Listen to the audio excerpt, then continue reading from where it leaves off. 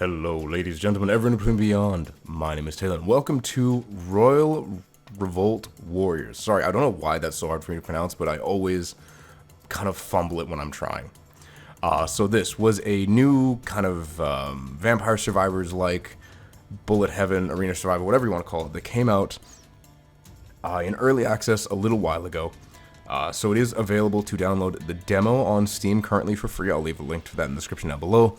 Was developed and published by Upright Games, and I did receive a key through Press Engine, so thank you to Press Engine and Upright Games for the code. Now, this one, as I said, is an arena survival game, much in the style of Vampire Survivors, but was a little, I guess, underbaked. Now, I do fully recognize it is a, early access game that is still very much getting updates. At the time that I recorded it, it may have had more content added to it that I may not have experienced myself, but at the time I did play, there were, I believe it was 3 characters available who all had basic skills. So this is kind of weird the way that they've done it.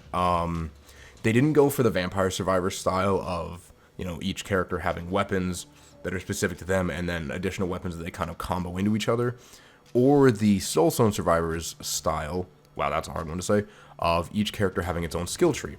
In this one, each character starts off with their own particular weapon, but then can get the other character's weapons as just the general attacks as well, alongside passive bonuses. So I don't know what is meant to make any character feel particularly unique if you can get each other's attack methods. Like, there would be no difference between me playing the guy, the king looking dude who looks like Burger King from Wish, who has the sword, or the kind of, ranged archer if I can just get the archer's weapon anyway. So I don't know how they're going to really differentiate the characters and kind of split them up from there, but I'm curious to see where it goes. I'm not gonna lie, I did kind of click on it because the logo reminded me of like Kingdom Rush, and I thought, oh, maybe this is from the Kingdom Rush guys. It was not, and that's okay. It's a perfectly serviceable 3D arena survival game. It was fun enough, like it's a very simple thing, and I know they're adding more characters. I do hope they're able to differentiate those characters from each other in the sense that, they have their own unique skills or their own unique weapons that the other characters don't have access to, because otherwise it just feels far too homogenous, and it feels like there's no reason to, switch characters if they're all gonna feel the same, play the same. Now, unfortunately, I don't have pricing as, they haven't announced the pricing yet. Again, it is available for demo, so you're welcome to play this for yourself.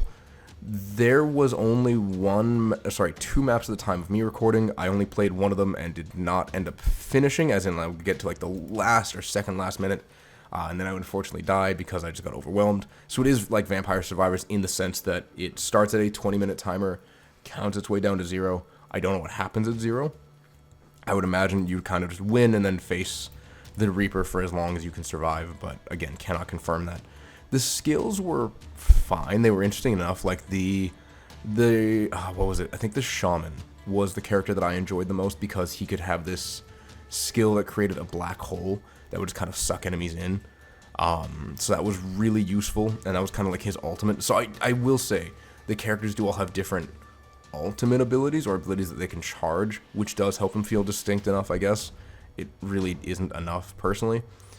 So yeah, his black hole skill was cool, and I definitely got the farthest with him because of that.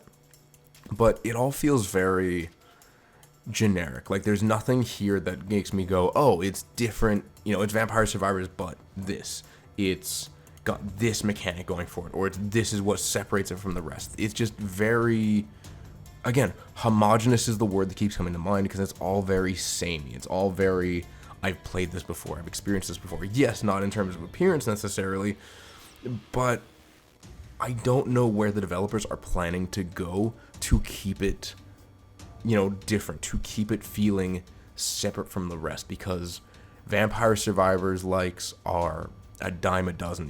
It's like the roguelike genre, it's like the Souls-like genre. It's becoming massively oversaturated, and this game is fine. Like, I know people have used words like mid or a 5 out of 10 to describe something bad. A 5 out of 10 should just be literally the middle of the road. It should be, it's fine, it's not good, but it's not bad. And that is literally the definition of this game. There's nothing bad about it. I didn't have any crashes.